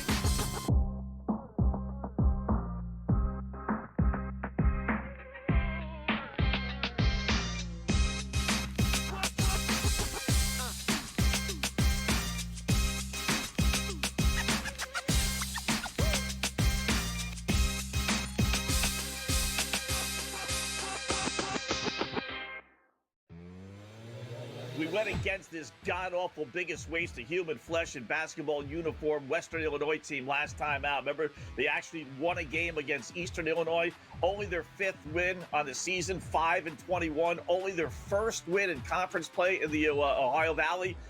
They're hosting Little Rock. You know, Little Rock is 6-8. They're halfway decent. I mean, they're better than 5-21. In-game live only on SportsGrid. They're probably not going to take a lot of Seattle bets.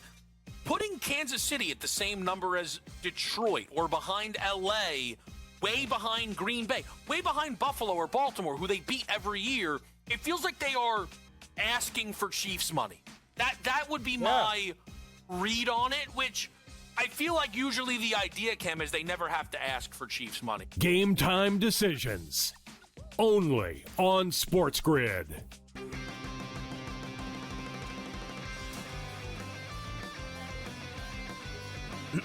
Class is in session. Today, let's talk about the teaser. A teaser is a multi-leg bet where you shift the point spread in your favor. You get better numbers, but every selection has to win. It doesn't matter what you bet if you don't have the insights. Tune into SportsGrid and get ahead of the class. Was last night so tough for you to swallow that you now want to get rid of the owner? Yeah, that's right. Because the big bad Knicks came into town off an embarrassing loss. On a and you back-to-back. guys are flexing your muscles. We're about not how flexing anything. We're back. Nope. We're back. And you lost by 50. Yeah, well, this is the problem. Let's make the owner sell the team because Man, he ducked the luxury Sixers tax. can't compete. The Craig Carton Show only on SportsGrid.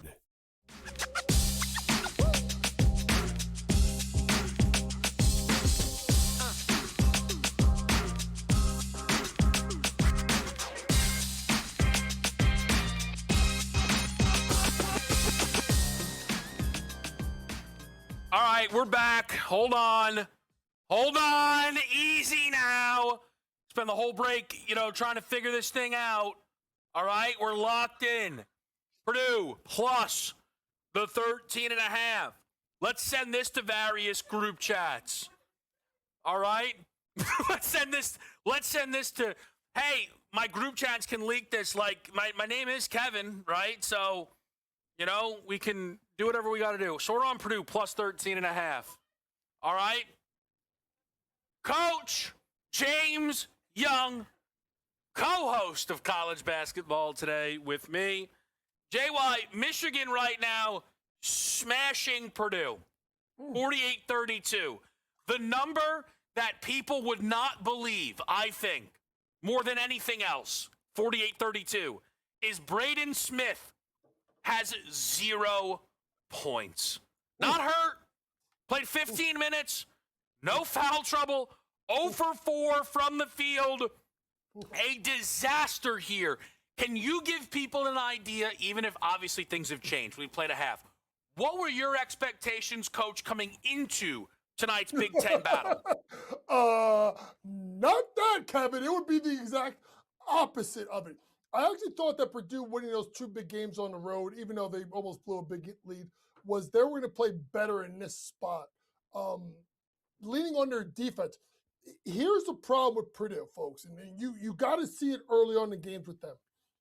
They are a half-court offensive team. They can't generate points in transition, right? So if they can't get runouts and you lock them down defensively and you take away Braden Smith, Matt Painter doesn't have a lot to go to. So down 48-32 at the break, plus 13.5, you just say, all right, can you guys just have a pride check playing at home and just outscore them in the second half? The problem is that Michigan can really make a huge statement nationally if they take a 16-point lead and win by 25 plus on the road. Yeah, this is, JY, we talk about title odds moving. If Michigan holds on and wins this by double digits, and they beat Duke on Saturday, which is going to be the big game that you and I will be covering, JY, forget favorites. They're 3-1 or shorter. Yeah. Right? Yeah, absolutely. Absolutely. And I think that's the thing is you're going to get movement, right? A lot of movement. But this is one of these weeks, Kevin. I don't know the last time you're going to get, like, from this past Saturday to this coming Saturday, these many marquee top 10 teams playing each other, especially with Michigan Duke non-conference, which I want to applaud both teams. I think it's fantastic. I think the men's game needs to do more of this during the season, because it gives you more of a line of how leagues match up with each other. But you're right.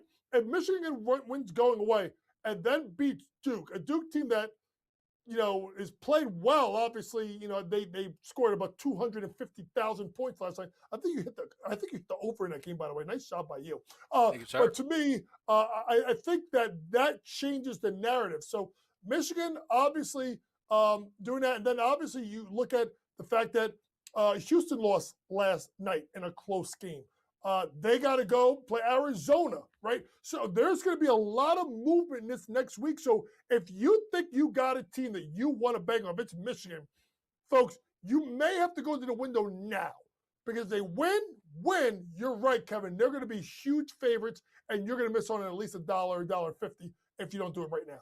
All right, so JY, let me know, do you have anything else live right now? I know that 7 o'clock window had quite a few games in it. Boys in the back right now are trying to root in a little comeback for the Minutemen.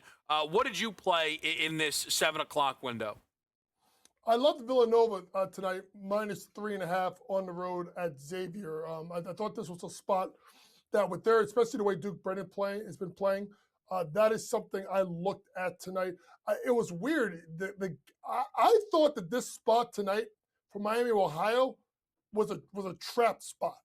UMass at home is pretty good. And that whole thing of road ranked team giving less than like 5.5, 4.5 points. God bless him, we miss him. Dave Sherapan taught me that years ago. You usually start to go the other way with that. So that was the team I was also worried about, was Miami of Ohio tonight on the road at UMass.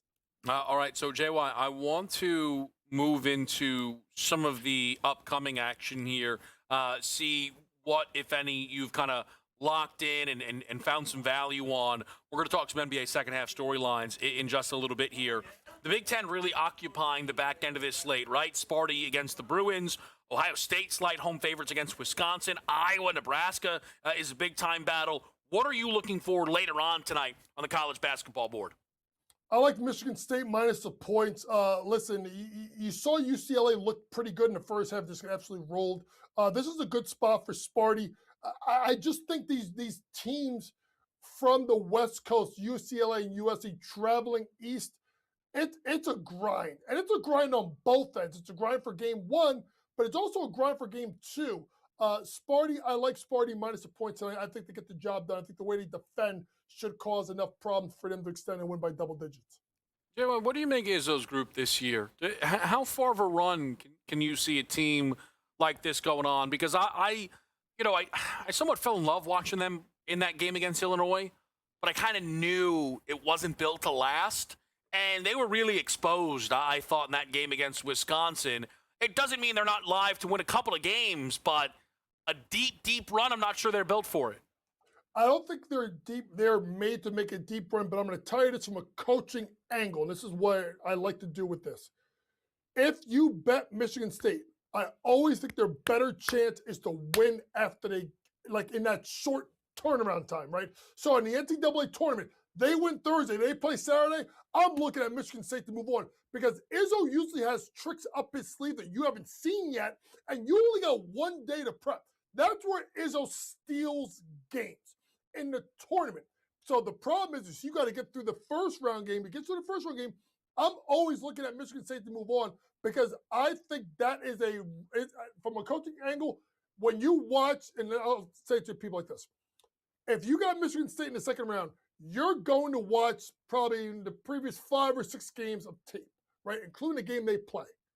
Izzo's going to have a wrinkle that you have not seen in 2 months.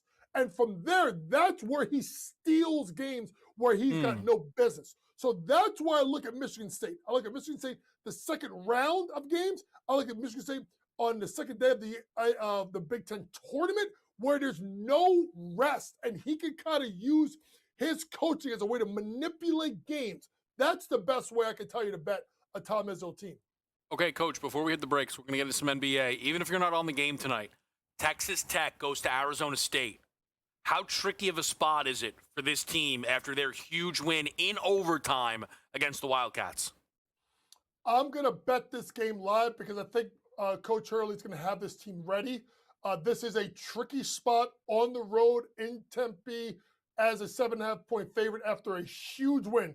I expect, if anything, Kevin, slow start, let the game come back to you, and at some point you may be able to grab it on the money line, and they steal it late. 7.5 is way too many points to lay right now for a team coming off a huge win that they had over the weekend. It's one of those numbers where I myself was looking at ASU. That number's dropped a little bit, right? It was 8.5, I know, overnight. I think this is a Texas Tech team who has proven they can absolutely win a national championship. They have wins over Duke, Houston, Arizona. It is a team that is in a spot tonight where it's very interesting, but they can make as loud a statement tonight as they did in the Arizona game. And I think sometimes teams have to realize that. If they come out tonight, win by 25, it's like, whoa, right? I'm curious to see how they take the floor. I think Coach set it up very, very well. Want to throw some NBA second-half storylines at JY after the break? We're live to hear. It's Game Time Decisions on SportsGrid.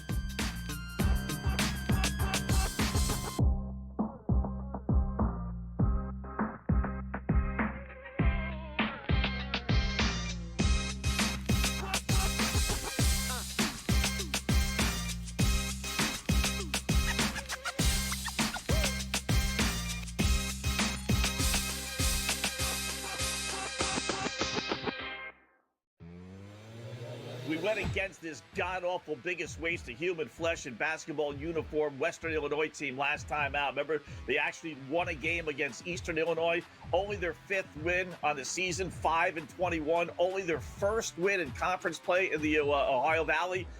They're hosting Little Rock. You know, Little Rock is 6-8. They're halfway decent. I mean, they're better than 5-21. In-game live, only on SportsGrid. They're probably not going to take a lot of Seattle bets. Putting Kansas City at the same number as Detroit or behind LA, way behind Green Bay, way behind Buffalo or Baltimore, who they beat every year, it feels like they are asking for Chiefs money. That would be my read on it, which I feel like usually the idea, Cam, is they never have to ask for Chiefs money. Game Time Decisions, only on SportsGrid.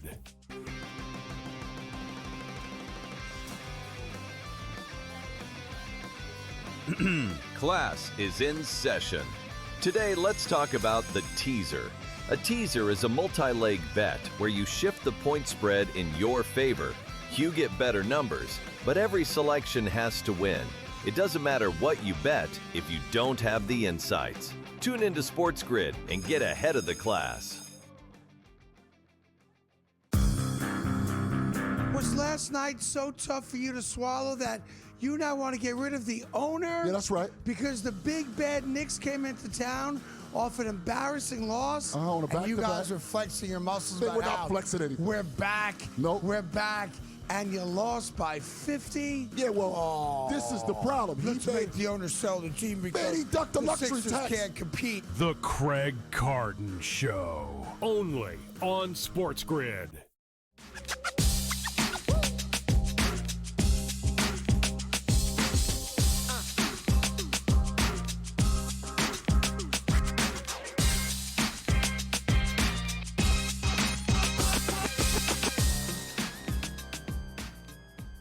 Back right here on Game Time Decisions. A Braden Smith free throw away from cutting this thing down to 13, which we will absolutely take.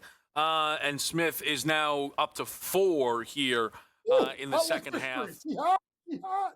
I mean, he is outscoring Michigan, who have only made an Elliott Cadeau 3 so far. So Purdue is battling, no doubt about it. JY, today's Kevin 7. We did 7 second half NBA storylines to keep an eye on. So I'm going to list the 7. We might hit a couple of these, but you tell me the one that jumps out to you the most. Who will win league MVP? The tanking? Flag versus Khan in the Rookie of the Year race? The Lakers' big 3 and how they'll mesh with likelier getting healthier in the second half? The state of the Thunder? The defending champs have lost as many games as last year already. They're also not very healthy, and that could mean they're incredibly dangerous. The seemingly inevitable Jason Tatum return, and I think you'll like, as named by our guy, Sam Yarnell, alien invasion, the rise of Victor Wembanyama, and the idea that this Spurs team is not just, oh, wow, Wemby's awesome, but they might be legitimate title contenders. We might talk about more of them, Coach. Of the 7, which one jumps out first? I think it's Tatum. I think it's Tatum because he can actually move the way the Eastern Conference is shifted based on how he plays. But Boston has also gotten accustomed to playing a different way with Jaylen Brown scoring about 29 points a game. So the adjustment period of that, how does Tatum implement himself into the offense? How does Jaylen Brown be willing to take a back seat to Tatum? That is something to watch because for years we were saying, well, if they trade one of these guys, it's going to be Jaylen Brown. It's going to be Jaylen Brown. Jaylen Brown's having a hell of a season.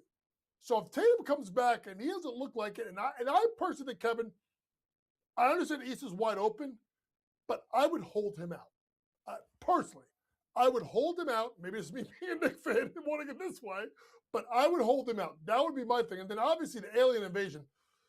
Victor Wembanyama has been absolutely fantastic. But this Spurs team is, even with Sohan leaving, they are sneaky deep. They're sneaky deep. They're athletic. They can beat you different ways. They can go 3-guard lineup. They can go with a bigger lineup. Cornette's giving them something as a backup big. Champagne's been good off the bench. I think that's a part of the thing that we haven't talked about with Johnson, with Champagne, and Luke Cornette. They got a really good bench and a good enough bench that I think they're going to give people problems because Coach Johnson will be able to mismatch and match his guys up to kind of make teams adjust to him rather than vice versa. So, Joe, I want to ask you about Cooper versus Khan. It's a race I find myself so much more interested in as I've been able to dive into it a little bit more. Firstly, just like, we talk odds here, okay? I think it is, I don't really know what happened here. Feels like the books could be sleeping a little bit on some of the 65-game minimum stuffs. I don't know if it's the All-Star break. I don't know what it is. Like, Wemby being back to minus 300 for DPOY, like, he can only miss 3 games. So they're basically saying it's minus 300 that Wemby plays 65 games. If he plays 65, he wins it unanimously. I don't know if he's going to play 65. But Cooper versus Khan isn't just about whether Cooper plays the minimum, in my opinion. I think Flagg is clearly the best player in the class. JY knows this. I think it's disrespectful when people do who's going to go first? If Cooper was in this year's class, would he go first? Oh, you mean the guy averaging 20 a game in the NBA who's as old as all the guys averaging 20 a game in college? Yeah, I think he'd go first, okay? But Knipple, right now, makes a case that, I know, and it's crazy to say because they're under 500, of playing on a winning basketball team. And he's also going to set history because he's going to shatter the rookie three-point record. I think Khan obviously wins it if Cooper ends up not eligible. Jay, I think Knipple has a chance to win the award even if Cooper plays 67 or 68 games. Kevin, I mean, look at the schedule. Charlotte is right now in the 9 seed. If they can find a way to get to 7, and listen, let's be honest, Kevin, like, they're playing Charlotte as good as anybody going into the All-Star break. Imagine that. So if this team who was perennial losers. Now, I know other things have happened. LaMelo, has been really good and he's been healthier, right? Brandon Miller, since he's come back.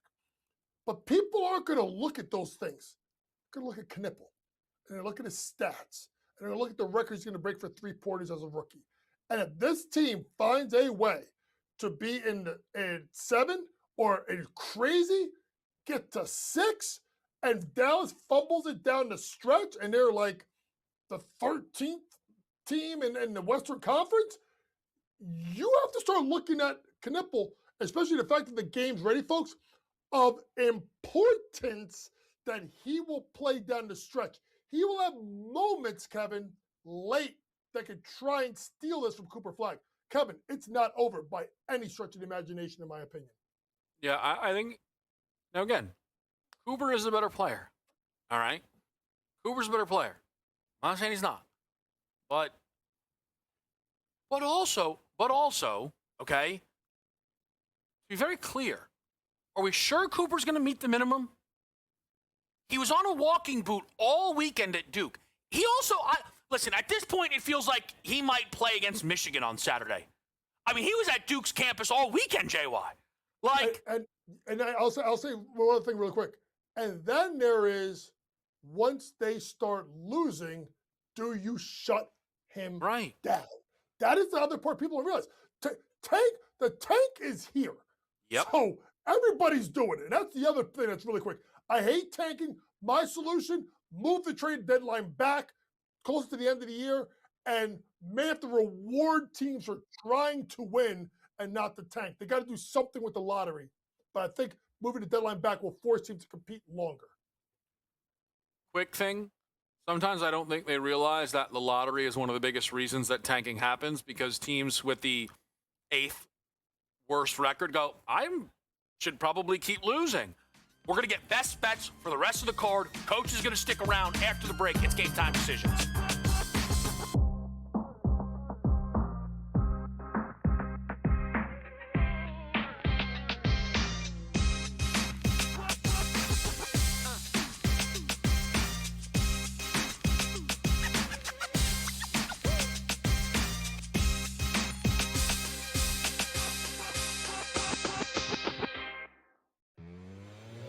We went against this god-awful biggest waste of human flesh in basketball uniform Western Illinois team last time out. Remember, they actually won a game against Eastern Illinois. Only their 5th win on the season, 5-21. Only their first win in conference play in the Ohio Valley. They're hosting Little Rock. Little Rock is 6-8. They're halfway decent. I mean, they're better than 5-21. In-game live only on SportsGrid. They're probably not going to take a lot of Seattle bets. Putting Kansas City at the same number as Detroit or behind LA, way behind Green Bay, way behind Buffalo or Baltimore, who they beat every year, it feels like they are asking for Chiefs money. That would be my read on it, which I feel like usually the idea, Kem, is they never have to ask for Chiefs money. Game Time Decisions only on SportsGrid.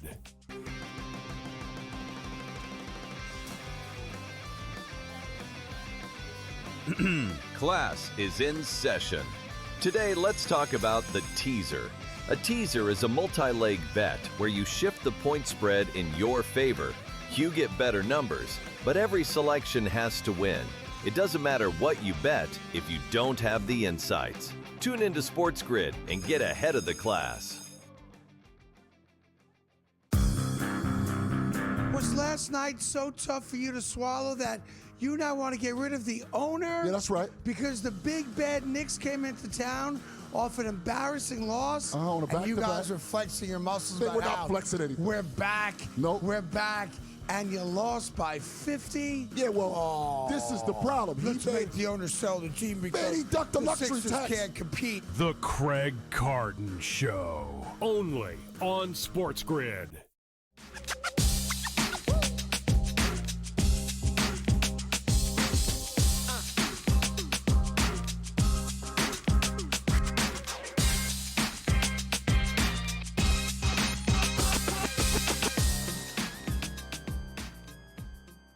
Game Time Decisions on SportsGrid. We're closing out on a Tuesday night with the help of Coach James Young, my co-host on college basketball today. Still, of course, I believe doing pro basketball today, right, JY? Still doing pro basketball today. We kind of did our little, second half preview. I gave a couple of teams I think that were going to make a little bit of noise and teams that I think are going to fade. I think one of your Kevin and Sevens really quick that you did not talk about that we'll put it, the JY and 8 is what to expect out of Philadelphia. I think this team, Joel Embiid, to me, had a little bit of a bounce in his step before the All-Star break. If he can stay healthy come playoff time, I know it sounds crazy, who is the best player in the Eastern Conference if healthy? If we don't get Tatum back, I still think Embiid, if he's healthy, is a top 10 guy in the league. No one talked about it because he's never healthy. But if he's healthy down the stretch of the year with Maxey and Edgecombe, I think Philadelphia is extremely dangerous to make a run in the playoffs. Can I be annoying for a second? Oh, no, you're going to be mad at me. I'm sorry.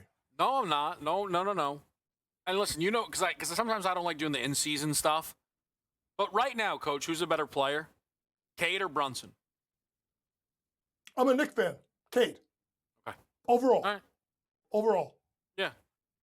All right. I wanted to check. See, as the most unbiased man. No, all right, never mind. All right, you know what, JY, it's been a great night out of you, man. JY tonight gave us a bunch of picks. I think they all lost. Here we go. All right, let's put picks on the board here. Any of these best bets not out of the gate just yet? Mine and Yarnell's, couple of totals here. I'm great with these totals. Kentucky, Georgia, over the number, 161.5. Yarnell likes GW VCU under the 162.5. He stole that play from Kevin Durant's burner. AJ's got Purdue. Hey, keep rooting it in. All right, keep rooting it in. That's what we're going to do here. Chris with the Darren Williams Groundhog Day play of the day. Let's see how many points he's got. 7. 3 of 4 from the floor. In foul trouble. It's a blowout. If I know Chris, he's horrified and angry. If I know Chris, that's how he feels right now, but we'll root it in. Producer play did not come in tonight. That's okay. They'll be back at it tomorrow. Bad with these sides. Coach, your best bet remaining on tonight's card is what? It's Michigan State minus the points. I just think this is a tough spot for Mick Cronin's team. I like him minus the points. But like I said, the thing to watch, too, also is look to play Texas Tech live. I would expect them to get off to a slow start.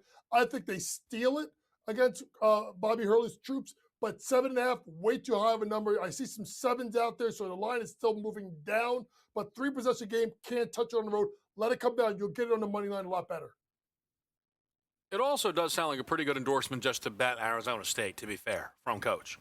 I would say, like, just, at least in the first half. At least in the first half. If you want to play aside with Arizona State, I would look at the first half. I think you're going to get a sluggish start for Texas Tech just because of what happened. And then they'll find a way to bounce back in the second half. So maybe you go first half, and then you go money line at halftime, and you hit both bets. And by the way, a lot of these games are at half right now. 52-49 SMU Louisville. What's that live total? 185 and a half? 191 and a half. Goodness me. That's quite the total. I like Louisville live, just off mental. Florida up 39-29 on South Carolina. Live 19.5-point favorite. That probably gets uglier before it gets prettier, I'll be honest with you. Everyone's trying to pretend like we didn't mention TCU on the Mooney line. Oh, wait, I said UCF. I keep saying the wrong thing. Up against it. UCF, Mooney line. They're up 14. That looks good. LSU plus the 11.5 against Texas. Not bad. Didn't start yet. So that's one as well. We like a lot of this SEC tonight. All right? This SEC two-step. Kentucky, Georgia. It's the best bet. It's a 161.5. Kentucky's offense is really started to find a rhythm here. Colin Chandler has stopped overthinking. He just shoots from anywhere he wants now. And then OA and Aberdeen kind of take turns just taking it to the cup. It's really good. It's working. Averaging 84 points per game over their last 4. with 3 of those games being against teams you respect. And then there's an Oklahoma game in there. And I think Georgia's due to bounce back tonight as well. So that is what we will be rooting in as In Game Live takes it over from here. Keep it locked. Sports Grid on a Tuesday night.